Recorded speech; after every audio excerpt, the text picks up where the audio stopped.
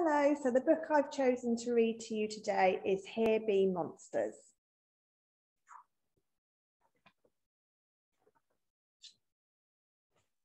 Captain Cutthroat was a pirate and a fearless pirate too.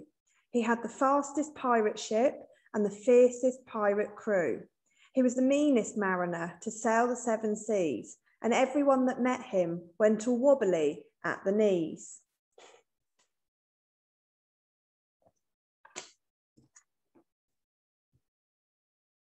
Now Cutthroat, he loved treasure, as every pirate should, and he'd do anything to get some, sail anywhere he could.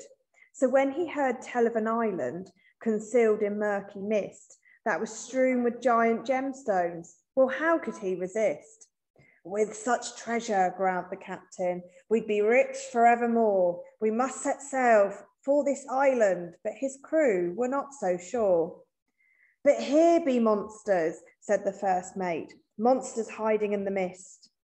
Nonsense, growled the captain, monsters simply don't exist.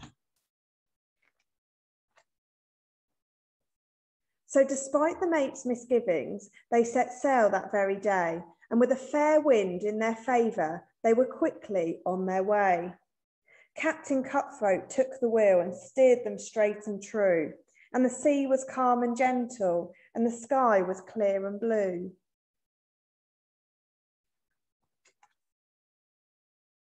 So the first half of the voyage passed without a hitch, as the crew talked of the gemstones and how they'd all be rich. And any thoughts of monsters were easily dismissed, and everything was shipshape until they reached the mist. It lay across the ocean like a fearful foggy screen, a wall of wispy whiteness through which nothing could be seen. But they could hear the strangest noises coming from within, wailing, hissing, squawking sounds, a most disturbing din. Turn back, cried the lookout as he gazed into the gloom. Turn back, cried the ship's cook, or we'll surely meet our doom. Sail on, growled the captain, just think of all those jewels. To come this far and then turn back, why, we'd be a ship of fools.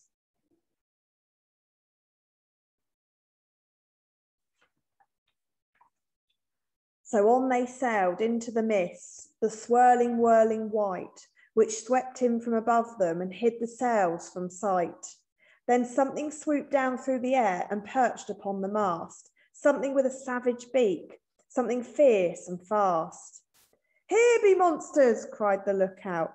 Up here, inside the mist. Nonsense, growled the captain. Monsters simply don't exist. And the captain didn't notice, as hidden from his view, something fat and feathery snatched a clawful of the crew.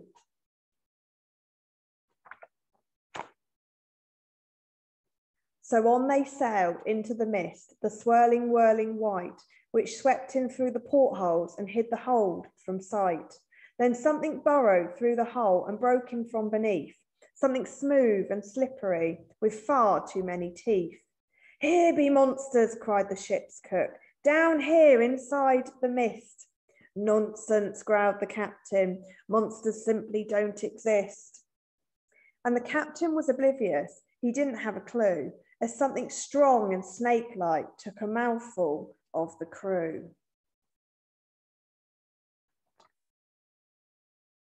So on they sailed into the mist, the swirling, whirling white, which swept in all around them and hid the deck from sight. Then something bumped against the bow and slivered up the side, something huge and hungry, something evil-eyed.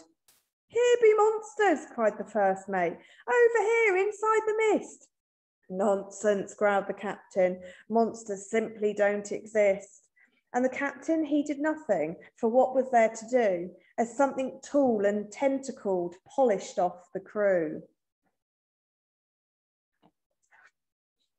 On the captain sailed alone, and the mist began to clear, and the outline of an island started slowly to appear.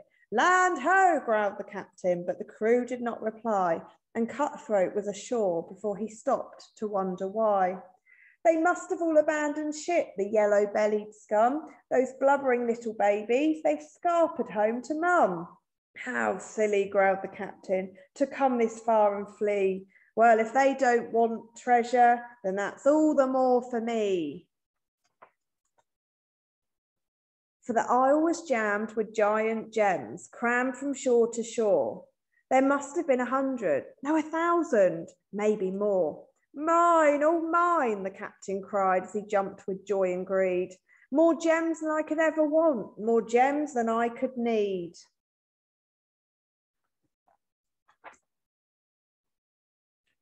But as the captain stomped his feet and danced upon the ground, the gemstones stirred around him and made a crackling sound. And out popped teeth and tentacles, and out popped claws and legs. For what he thought were giant jewels were really giant eggs. Here be monsters, cried the captain, all around me in the mist. Here be monsters, wailed the captain. Monsters really do exist. But there was no one there to hear him, not a soul for miles around, or no one that was able to understand the sound. Captain Cutthroat was a pirate, and a fearless pirate too.